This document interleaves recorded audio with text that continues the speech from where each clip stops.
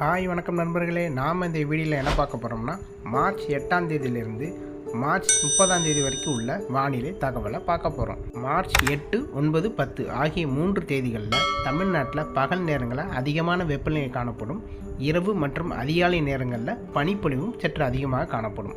இதன் பிறகு வங்கக்கடலில் இலங்கைக்கு தென்கிழக்கே ஒரு காற்று சுழற்சி ஒன்று வரப்போகுது. இந்த காற்று சுழற்சியால் மார்ச் 11 மற்றும் மார்ச் 12 ஆகிய 2 தேதிகள் தமிழ்நாடு முழுவதும் சாரல் மழை, மிதமான மழை, சில இடங்களில் கனமழையும் பெய்யும். எந்தெந்த மாவட்டங்களில் எந்த அளவு மழை இருக்குங்கிறத டீட்டெயிலாக நம்ம பார்ப்போம். தென் மாவட்டங்கள் மற்றும் டெல்டா மாவட்டங்களில் மிதமான மழை மற்றும் சில இடங்களில் கனமழையும் பெய்யும். ஒரு சில இடங்களில் மட்டும் மிக கனமழையும் பெய்யும். அதாவது கன்னியாகுமரி, தூத்துக்குடி, திருநெல்வேலி, தென்காசி, ராமநாதபுரம், சிவகங்கை, புதுக்கோட்டை, தஞ்சாவூர், திருவாரூர், காரைக்குடி, மயிலாடுதுறை, நாகப்பட்டினம், காரைக்கால் ஆகிய மாவட்டங்களில் மிதமான மழை, சில இடங்களில் கனமழை பெய்யும். ஒரு சில இடங்களில் மட்டும் மிக கனமழை பெய்யும். இதே போல் மேற்கு தொடர்ச்சி மலைகள்லையும் கனமழை பெய்ய போகுது. இதனால் குற்றாலம் போன்ற நீர்வீழ்ச்சிகளில் நீர்வரத்து அதிகமாக இருக்கும், வெள்ளப்பெருக்கும் ஏற்படும். இதன் பிறகு மார்ச் 13ஆம் தேதியிலிருந்து மார்ச் 17ஆம் தேதி வரைக்கும் மறுபடியும் பகல் நேரங்களில் அதிகமான வெப்பநிலை இருக்கும்.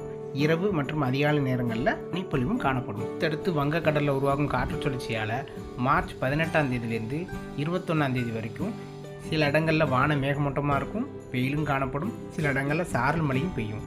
இந்த மாதிரியான வானிலை தான் இந்த 4 நாட்கள் இருக்கும். மறுபடியும் மார்ச் 22ஆம் தேதியிலேருந்து மார்ச் 31ஆம் தேதி வரைக்கும் தமிழ்நாட்டில் சாரல் மழை, மிதமான மழை, சில இடங்களில் கனமழையும் பெய்யும். அது எந்தெந்த மாவட்டங்களில் எந்த அளவு மழை இருக்குங்கிறத நாட்கள் நெருங்கும் போது நான் வீடியோவில் பதிவு செய்கிறேன்.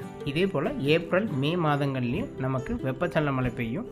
அதாவது குறிப்பிட்ட சில நாட்கள் வெப்பம் அதிகரிச்சும் காணப்படும், சில நாட்கள் மழையும் பெய்யும். ஸோ அது எந்த நாட்கங்கிறது நாட்கள் நெருங்கும்போது நம்ம பார்க்கலாம். வானிலையை பொறுத்த வரைக்கும் ஒவ்வொரு நாளும் பல மாற்றங்கள் காணப்படும். ஸோ தொடர்ந்து இந்த சேனலை சப்ஸ்கிரைப் பண்ணி வச்சுக்கோங்க. அப்படி பெல் ஐக்கான் கிளிக் பண்ணி வச்சுக்கோங்க.